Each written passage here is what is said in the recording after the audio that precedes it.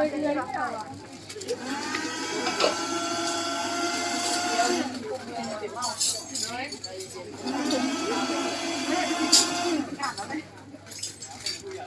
ปเชื่อได้ ไม่มีประมาณเป็นนี้เนาะ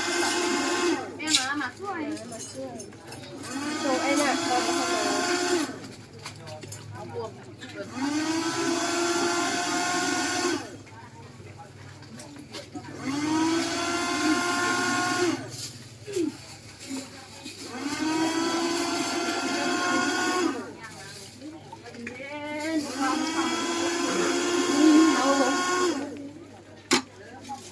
นี่จะว่า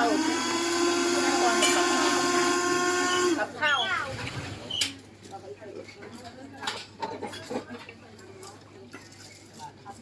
เอาเลยพง